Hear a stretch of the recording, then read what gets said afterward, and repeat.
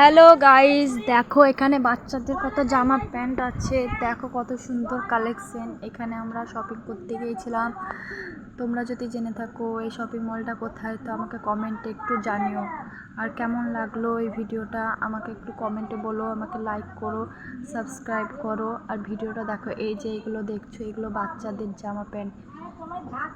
চলো আর একটু এগিয়ে চলো। দেখো এই গ্রাউন্ডগুলো দেখছো, কত সুন্দর লাগছে গ্রাউন্ডগুলো, তাই না?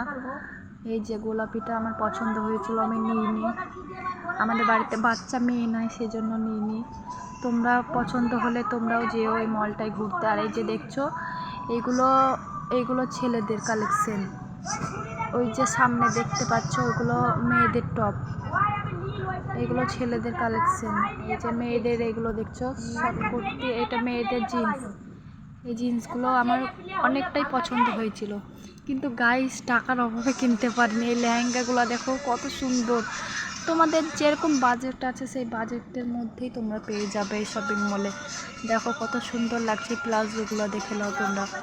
এই প্লাজোগুলো দেখো, অল্প অল্প দামে অল্প অল্প ভালো ভালো জিনিস তোমরা এখানে পেয়ে যাবে। কত সুন্দর লাগছে দেখো সব কিছু। চারিদিকটা দেখো।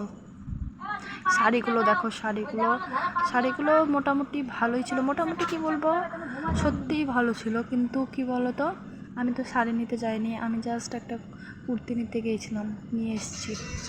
তোমরা দেখো, তোমাদের যদি ভালো লাগে আমাকে কমেন্টে জানিও, আমি বলে দেবো এই শপিং মলটা কোথায় আছে, আর তোমরা গিয়ে সেখানে কিনতে পারবে।